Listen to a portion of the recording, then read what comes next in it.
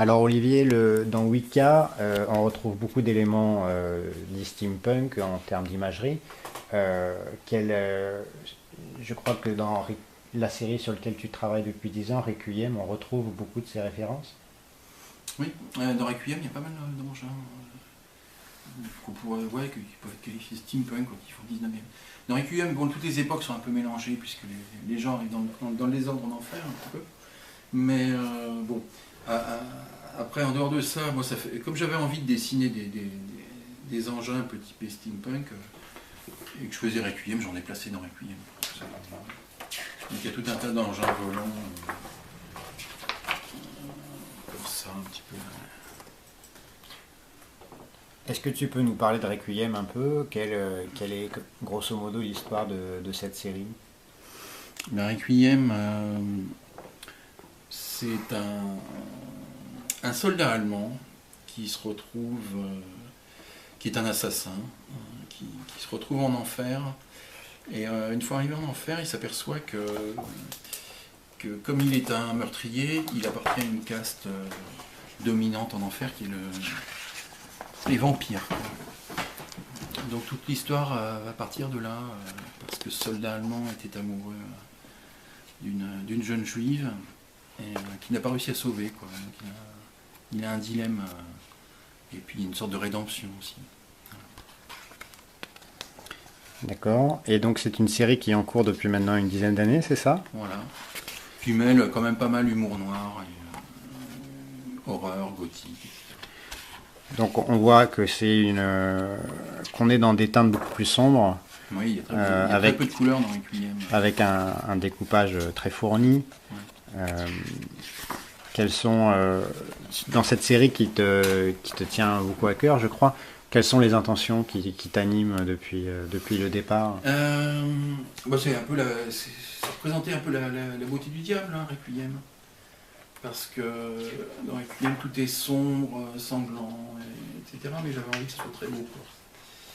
Donc, c'est comme ça, tu as cette esthétique un peu.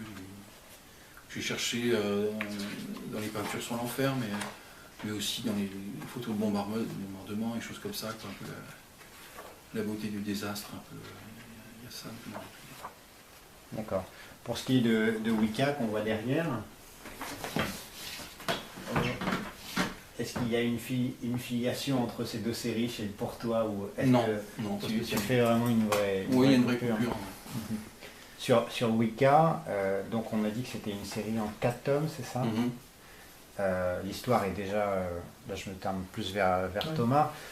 L'histoire sur Wicca, maintenant elle est cadrée jusqu'à la fin ou vous avez une marge de liberté et d'évolution? Cadré jusqu'à la fin depuis le départ, c'est-à-dire qu'avant qu'on rentre vraiment dans le scénario, on savait où on allait, comment on y allait. On avait découpé au départ en 3 albums, et puis ça faisait vraiment des très gros albums, et déjà c'est 64 pages, hein, donc c'est déjà pas mal. Surtout on avait d'ores et déjà prévu que le dernier album serait plus gros que les précédents. Donc là aujourd'hui on est parti sur 3 fois 64 et 1 fois 72. Mhm. Et oui, on sait où on va parce que justement, c'est une petite inquiétude que j'avais vis-à-vis de Requiem où j'avais pas envie de me lancer. Et je pense que c'était bien aussi pour Olivier qui se lance pas dans un truc qui dure, qui dure 150 ans. Et donc on est voilà, c'est parce que 4 albums, c'est quand même 6 ans de travail, plus une année préparatoire, c'est 7 ans. Mhm. 7 ans de boulot pour cette série. Et bon, c'est très bien de passer 7 ans avec Luca, mais il a d'autres envies, il a envie de faire des BD sur le Japon. Enfin bon, faut pouvoir boucler la boucle, il faut qu'il boucle Requiem aussi. Donc voilà, on sait où on va. Alors évidemment, en chemin, il y a des petites choses qui vont bouger, c'est normal, quoi. Mais, Alors, j'ai cru entendre envie de dessin sur le Japon. Est-ce que tu peux nous dire un mot là-dessus, si c'est pas... J'aimerais bien moi faire quelque chose qui se passe dans le Japon du 19e, quoi, à peu près. D'accord. Avec des histoires j'aime beaucoup l'esthétique, quoi, des samouraïs. Donc toute Là, il y avait une expo à Paris, là, sur Okuzai. Mhm. Je suis allé, bon, voilà, j'aime beaucoup cette esthétique. Alors, on a parlé avec Gilles de plusieurs scénarios. Voilà, soit en référence à Okuzai, mais il y a une histoire de femme tatouée aussi. D'accord. Mais enfin bon, comment ça sera dans 5 ans? minimum.